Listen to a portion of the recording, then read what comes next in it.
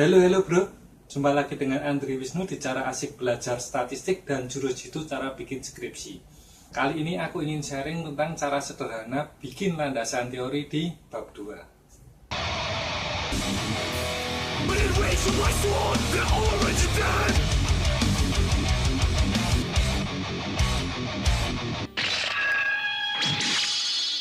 Ingat ya, video-video yang aku bikin ini saling keterkaitan. Jadi tonton semuanya ya, biar skripsi kamu cepat kelar. Untuk belajar membuat bab 2, aku masih pakai jurus amati polanya, ya seperti di bab 1 kemarin. Nah oke, untuk tahu apa itu amati pola, lihat aja di video tips belajar skripsi. Oke, kita masuk ke bab 2. Sebenarnya apa isi bab 2 itu?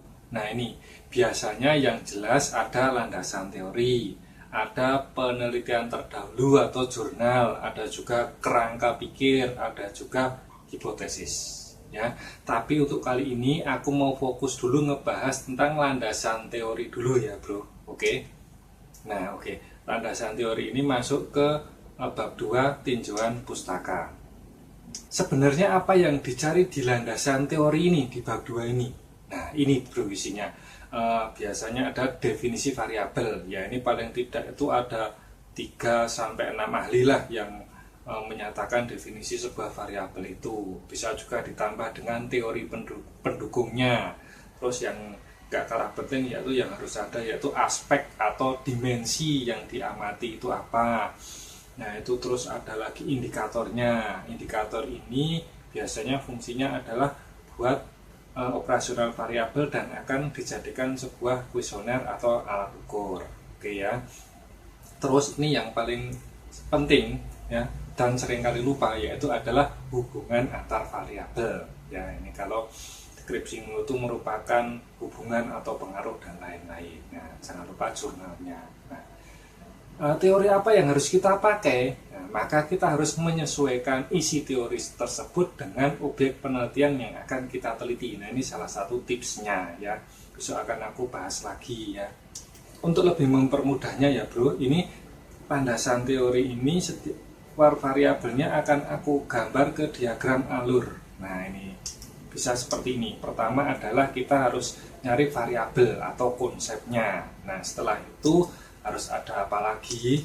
Nah, yaitu harus ada dimensi atau aspek dari variabelnya itu. Biasanya variabel ini terus dibagi menjadi beberapa dimensi gitu terus. Nah, setiap dimensi itu harus ada dibagi tiap indikatornya lagi ya.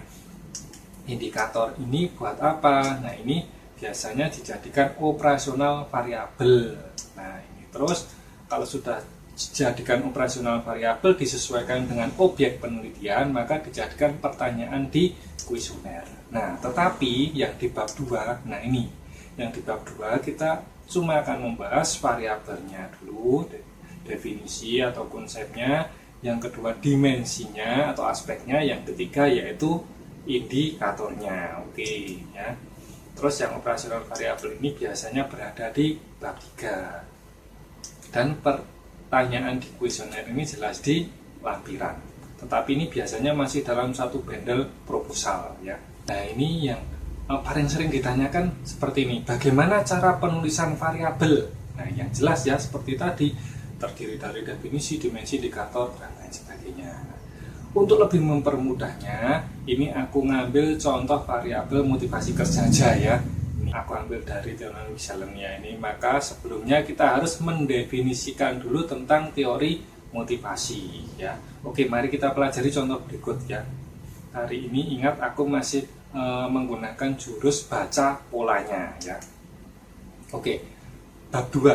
Biasanya formatnya seperti ini. Bab 2 besar hurufnya tinjauan pustaka. Nah ini baru bisa 2.1 bisa A dan lain sebagainya tergantung dari format di setiap masing-masing kampus. Nah, kalau ini saya pakai 2.1 landasan teori variabel yang pertama yaitu motivasi. Nah ini banyak teori motivasi bla bla bla bla. Di situ ada beberapa pakar yaitu Bapak Ani Handoko, Henry Shimamura, ini Anwar Prabu Mangkunegara dan lain sebagainya. Ini para graduannya seperti ini.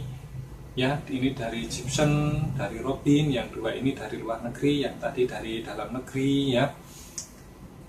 Nah ini terus, nah ini sudah mulai masuk ke dimensinya, yaitu kebutuhan akan prestasi, kebutuhan akan kekuasaan, kebutuhan akan afiliasi. Nah itu.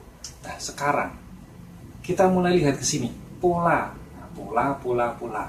Nah bisa dilihat ya tadi ya, landasan teori variabel. Nah dari tadi yang definisi pertama tadi ya, dari dalam negeri ini ada 3. Ini motivasi adalah apa, definisi pertama, definisi kedua, definisi ketiga, definisi keempat, dan seterusnya. Baru setelah itu ada beberapa teori pendukung ya, biar agak luwes gitu ya, dan ditambah lagi dengan dimensi. Nah ini dimensi atau aspek yang digunakan, yaitu 1 nama dimensi, penjelasan indikatornya atau penjelasan dimensi, sampai 2, 3, 4, dan seterusnya. Ingat ya, pola ini bisa juga buat kamu nulis ke variabel lain ya. Oke, lanjut lagi ya, sudah pahamnya tentang pola-pola, bagaimana cara menulis variabel di landasan teori. Nah kali ini aku akan lebih perjelas lagi dengan huruf-huruf yang aku kasih warna ya. Ini seperti tadi polanya, tetapi ini yang aku beri warna merah ini merupakan definisi yang pertama. Ini yang selanjutnya yang warna hijau ini definisi yang kedua. Ini yang hitam ini yang menurut Mangkunegara ini definisi yang ketiga. Ya ini semuanya dari dalam negeri. Terus ya ini lanjutan, ini dari Gibson. Ini menyatakan bahwa motivasi merupakan, nah ini merupakan teori pendukungnya. Ini aku masukkan. Nah setelah itu Gibson juga memberikan definisi ini yang warnanya hijau itu. Terus ada lagi Robin, ini memberikan definisi yang warna merah. Dan ada lagi ini yang selanjutnya warna hitam, ini merupakan teori pendukungnya ya bro. Oke, terus nah ini lanjutannya setelah tadi definisi, kita masuk ke aspek atau dimensinya. Nah ini ada 3 dimensinya dari teori motivasi ini, yaitu kebutuhan akan prestasi, kebutuhan akan kekuasaan, dan kebutuhan akan afiliasi. Nah ini ingat, yang aku warna merah ini merupakan aspeknya atau dimensinya. Setelah itu di bawahnya ada keterangannya dari aspek atau dimensi tersebut, yang merupakan bisa dijabarkan menjadi sebuah indikator ya. Ini di paragraf pertama, di paragraf kedua, paragraf ketiga ya. Nah seperti itu ya bro. Oke, sudah paham ya sekarang bagaimana menulis sebuah variabel di bab 2. Nah tapi pertanyaan yang sering muncul adalah bagaimana jika ada sebuah variabel itu tidak punya dimensi ya. Ada, ini biasanya sering ada di skripsi pemasaran. Nah tonton saja di video lainnya ya, akan aku jelaskan lagi. Oke, untuk lebih jelasnya tonton video part 2-nya. Jangan lupa like and share ya, dan klik tanda lonceng biar dapat pemberitahuan terus. Terus buat teman-teman yang masih bingung tentang statistik, metopen, dan skripsi, boleh request lewat kolom komen di bawah ini. Aku tunggu komen-komennya ya. Nantikan lagi video-video lainnya. Terima kasih.